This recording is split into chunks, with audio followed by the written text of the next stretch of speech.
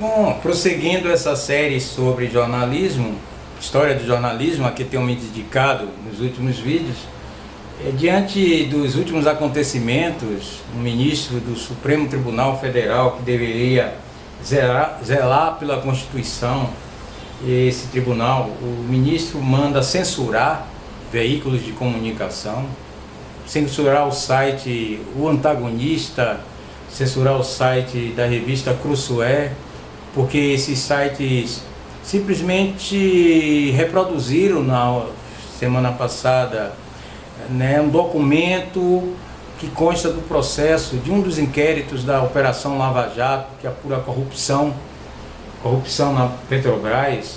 E lá nesse documento, Marcelo Odebrecht, dono da empreiteira, que havia mencionado numa mensagem de e-mail, o amigo do meu pai. O Ministério Público queria saber quem é esse amigo do meu pai. E ele responde dizendo que esse amigo do meu pai é Antônio Dias Toffoli. Antônio Dias Toffoli hoje preside o Supremo Tribunal Federal. Mas à época, 2007, época da mensagem, ele era advogado-geral da União, que é um cargo de indicação, de confiança. Luiz Inácio Lula da Silva era o presidente da República.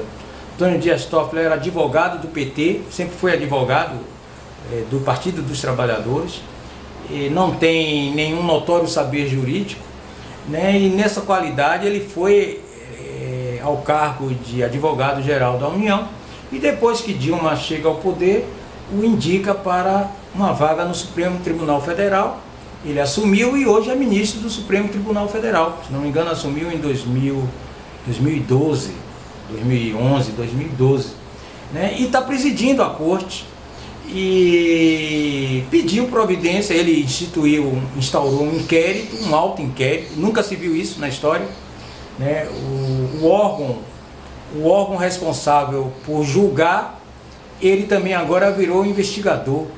É como disse o ex-ministro do Supremo, Aires Brito, quer dizer, não pode quem investiga ser ao mesmo tempo julgador, ou aquele que julga e que pune. Quer dizer, isso é uma inversão absoluta, inclusive da ordem jurídica. Ou seja, esse ministro que deu a ordem para censurar o site, Alexandre de Moraes, ele é a indicação de Michel Temer. Michel Temer, que presidia o PMDB, que foi vice de Dilma, durante 2 mandatos, portanto aliados do mesmo projeto de poder do Partido dos Trabalhadores à época, de Lula e de Dilma. Esse Alexandre de Moraes também foi indicado dessa forma pelo presidente Michel Temer, depois da saída de Dilma, e manda censurar, restituiu a censura que nós não vemos no Brasil desde que readquirimos a democracia no nosso país. Pensávamos que tínhamos enterrado a censura quando começou a lei da anistia no início dos anos 80, mas para surpresa nossa não. A Corte Suprema, um dos poderes da República, extrapola o seu poder, a sua autoridade, que está aqui, e nós só devemos obediência a isto aqui, a Constituição. E ninguém está acima da Constituição, nem vocês, ministros do Supremo Tribunal Federal, Alexandre de Moraes e Moraes e Dias Toffoli. Vocês não estão acima da lei, como o ex-presidente ou atual presidente, os ex-presidentes. Ninguém está acima da lei. Foi isso que vocês nos ensinaram. Porque a lei só vale para os de baixo. Para vocês não vale a lei? Vocês não podem ser criticados por nós, o soberano, que pagamos o salário de vocês e as mordomias de vocês aí na Suprema Corte? Quer dizer, é um absurdo que toda a sociedade brasileira clama para que o plenário do Supremo ponha abaixo essa tentativa de amordaçamento da liberdade de expressão. Eu quero registrar aqui o meu repúdio, porque eu, que sou jornalista, resolvi ser jornalista, sempre sofri também restrições, que a minha liberdade de opinião e expressão é assegurada na Constituição. Esses embates são embates, inclusive domésticos, na esfera pública e na esfera privada também. Eu sou defensor da total liberdade. É como também disse o ministro Aires Brito: ou a liberdade de expressão é total, é plena, ou ela é absoluta, e a Constituição assegura isso, ou então ela não é. Não existe liberdade de expressão limitada, né? Liberdade de pensamento limitada. Quem sofreu ou supostamente se acha sofredor de danos provocados pela opinião de outrem, né, tem um remédio jurídico. Recorra à justiça para ter reparado os seus danos, né, de ofensa ou de calúnia, etc. Não censurar, né? Eu na minha atividade profissional, por várias vezes, já fui alvo de censura.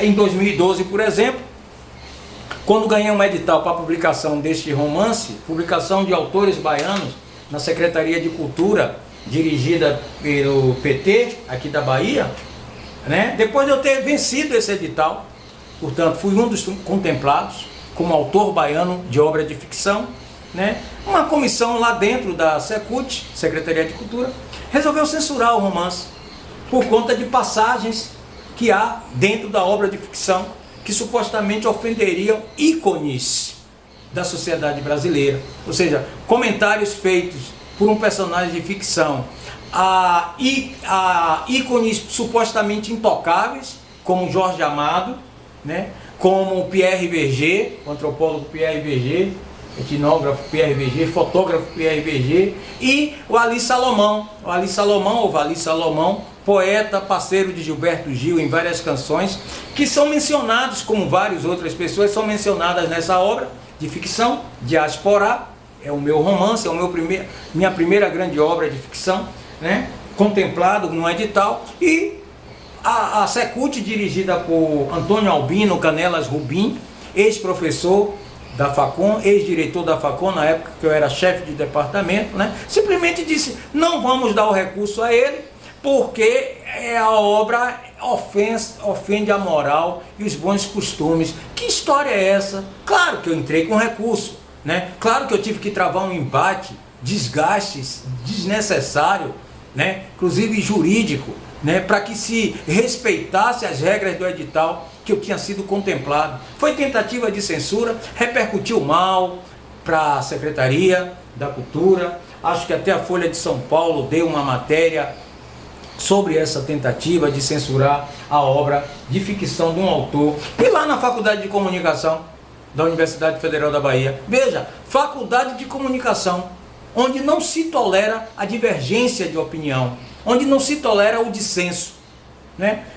Várias vezes já sofri represália, respondo a processos, inclusive administrativos, e também processo os mandatários da Facom. Tá aqui, ó.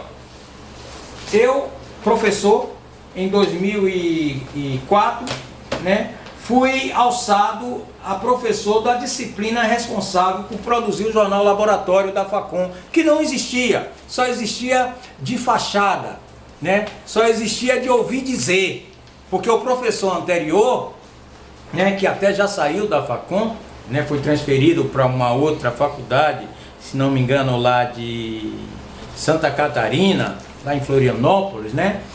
Ele enrolava que fazia o jornal Laboratório de acordo com as regras e as diretrizes e bases, lei de diretrizes e bases e regimentos instituídos para o funcionamento dos cursos de jornalismo. Não tinha jornal Laboratório. Eu fui aluno da faculdade e sei disso. Fui aluno dessa faculdade, né? Sempre foi um faz de conta. Quando eu assumi a disciplina, junto com os alunos, resolvi fazer o jornal, botar o jornal para funcionar, com periodicidade, com circulação ampliada, né? Com distribuição ampliada, né? E com pauta também diversificada. O jornal começou a incomodar. Primeiro que os alunos decidiram, o jornal não tinha nome, chamava-se Jornal Laboratório, um negócio desse, anteriormente, né? Esse jornal que era só uma ficção. Os alunos, em plenária de alunos, nós decidimos instituir um nome para o jornal. E o nome vencedor para o jornal é um nome que fazia, inclusive, uma reverência ao pessoal da área de teatro, né? O pessoal da área de teatro e da área artística, da área do palco, né? da área da exposição ao teatro, costuma desejar merda ao companheiro, o que significa boa sorte, né, para o companheiro que vai atuar em cena. Então é uma expressão que remete a bons fluidos, a boa sorte. Os alunos da Facom decidiram fazer o nome do jornal, esse projeto editorial, em 2004, chamá-lo de Merda, né? Ao isso ser anunciado, houve já uma reação dos mandatários da Facom. Não pode, porque isso é ofensa à moral e os bons costumes, né? Os paladinos da moral e dos bons costumes na Facom, né? Entre os quais são facilmente identificados o então diretor, Giovandro Marcos Ferreira, que ironicamente hoje é presidente da Associação Brasileira de Estudos em Comunicação, né? A Intercom, não sei se exatamente o nome dele. Esse sujeito hoje preside a Intercom. Esse sujeito é o maior censor que eu conheço, até por suas origens teológicas, né? Até por sua origem no claustro, né? Ele não gostou dos alunos terem decidido botar o nome do jornal Laboratório, tentou impedir a circulação do jornal. Eu disse, não, o jornal vai circular. E circulamos assim, ó, né, com uma tarja, né, tirando o nome, ó, impresso dessa forma, ó. Foi a solução que nós encontramos. Aqui o outro número, aqui é o número 0 do jornal, aqui é o número 2 do jornal, ó, que circulou dessa forma, ó, com uma tarja, por conta da censura imposta pela direção da Faculdade de Comunicação, né? No semestre seguinte, o jornal começou a ter repercussão, né? Um jornal com periodicidade, com circulação, aumentamos o número de páginas. Aqui, ó, eu fui editor responsável por 10 edições, essa é a última, né? A capa, essa foto inclusive é de Carla Vise, a arte é de Guilherme Lopes, e a capa é de Carla Vise, a fotografia da capa, né? Que é uma reportagem que fizemos repercutindo a queda de um monomotor numa área aqui próximo da região metropolitana de Salvador, né? Maracangalha, que até é música de Dorival Caymmi. Eu vou para Maracangalha, eu vou. Nós fomos lá e fizemos essa matéria. Foi o último número, né? Porque incomodados com o jornal, né? O Giovandro Marcos Ferreira articulou para censurar o jornal, e censurar de qual forma? Cortando minha cabeça, me tirando da disciplina, da matéria, oficina de jornalismo impresso, né? E abrindo um processo administrativo contra mim. Se você conseguir ler esse número 10 desse jornal, tem aqui, ó, eu que publiquei, eu era o editor, né? Um artigo assinado por Giovandro Marcos Ferreira, os descompassos de um jornal laboratório. Esse é o título que ele deu ao artigo dele que eu publiquei, que tenta avacalhar esse editor, tenta avacalhar esse colega, inclusive se referindo como um editor fracassado de um jornalzinho chamado Província da Bahia, que era o jornal alternativo que eu criei quando vim de São Paulo, da USP aqui para Salvador. Não tinha, vim com esse projeto, consegui um recurso, montei esse jornal, ó, que ele chama de fracassado, que funcionou por 10 anos, entre 1997 até 2007, né? Aos trancos e barrancos, com a ajuda de alunos, com a ajuda de colaboradores, e que ganhou 2 prêmios de jornalismo. Esse jornal fracassado chamado Província da Bahia, disputando com os grandes jornais, com os jornais da grande imprensa. Nós ganhamos 2 prêmios, Giovandro Marcos Ferreira. Você nunca fez, você não sabe nem o que é escrever um texto jornalístico, sujeitinho. Viu? Aqui, ó, esse número, por exemplo, da Província da Bahia, que é uma matéria de minha autoria, mostrando os problemas gerados no sul da Bahia pela implantação de um mega empreendimento hoteleiro, Paraísos e Problemas é o título, né? Ganhou o prêmio COFIC de jornalismo ambiental, na categoria jornalismo impresso, concorrendo com todos os grandes jornais impressos de Salvador. Eu lembro que no ato de premiação, num hotel aqui de Salvador, né, o contemplado com o prêmio de jornalismo impresso televisivo foi a Rede Bahia, foi a TV Bahia.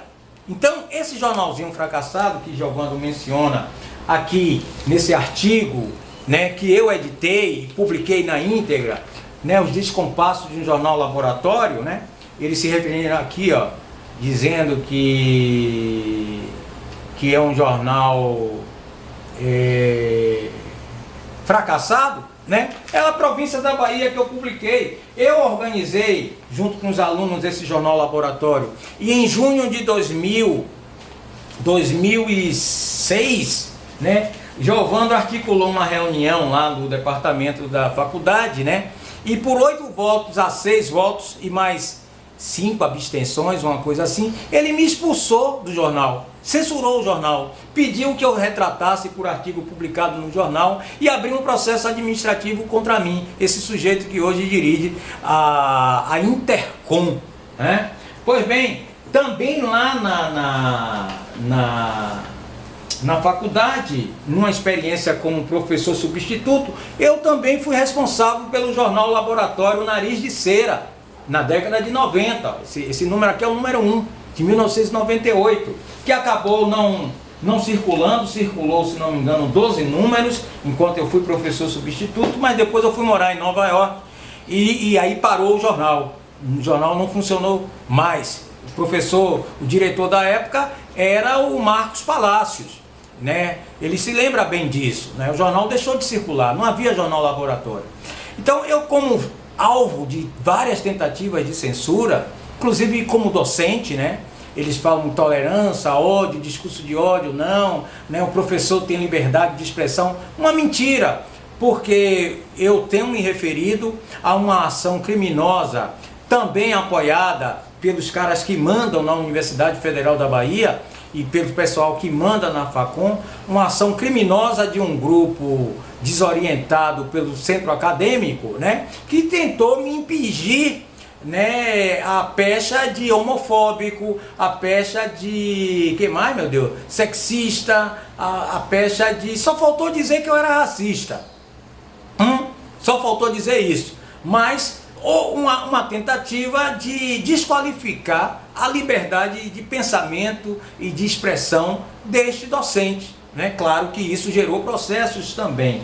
E eu não posso esquecer que essa faculdade de comunicação, na história do jornalismo, aqui, tem um papel hoje, antes não, no passado tinha atuação interessante. Hoje, poucas pessoas, eu avalio, né, que o próprio mercado não tem uma boa avaliação da faculdade. Você tem, por exemplo, um cara que eu sempre tenho me referido, o empresário Mário Kertz, que foi outro sujeito que tentou censurar este autor, né, do blog fernandoconceição.com. Em 2012, quando ele tentou novamente ser candidato a prefeito de Salvador, foi candidato, né, tentou voltar à prefeitura, eu, Fernando Conceição, resolvi simplesmente republicar a série de matérias que eu fiz para a Tarde, quando eu era repórter da Tarde, nos anos 90, mostrando a administração desse sujeito, Mário Kertz, que hoje é um grande empresário, não só da área de comunicação. A sua emissora de rádio, seu jornalzinho eletrônico, na verdade, é uma fachada para outros negócios. Valha-me Deus, quais são esses negócios? Eu não vou fazer nenhum tipo de ilação. O que eu sei é que ele respondeu um processo da Procuradoria-Geral do município, junto à Vara da Fazenda Pública da Bahia, né, pelo desvio de 200 milhões de dólares.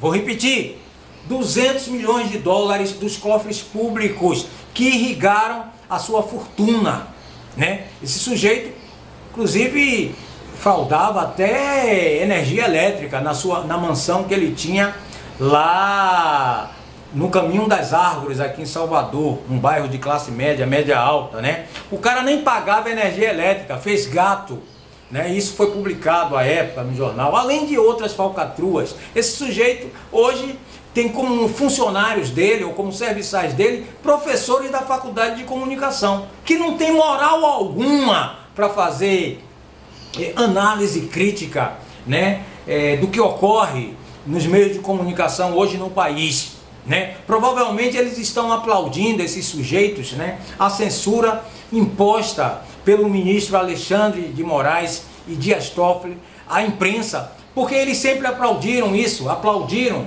na época da Facom. Eu me lembro que na época da Facom, em que eu fui expulso, o jornal deixou de funcionar. Quem assumiu foi Malu Fontes, que coincidentemente, junto com Wilson Gomes, estão a serviço hoje de Mário Kertes, né? Ela assumiu, depois veio uma outra pessoa no lugar dela e simplesmente hoje não existe. Voltou a não existir jornal laboratório na Faculdade de Comunicação e ninguém se pela, ninguém... em desrespeito às diretrizes do curso, né? Ninguém estranha isto, né? Então, o Mário Kertes tentou censurar o meu blog em 2012, entrou com ação na justiça pedindo a retirada do ar do blog. Evidente, a juíza foi sensata, ao contrário de Alexandre de Moraes. A juíza, à época, pediu para eu tirar apenas o título de 2 artigos que eu tinha escrito. O slogan de Mário Kertes era: chame o Mário. Salvador está com problema? Chame o Mário. Mário vai ser novamente prefeito. Eu fiz 2 artigos e dei o título: chame o ladrão.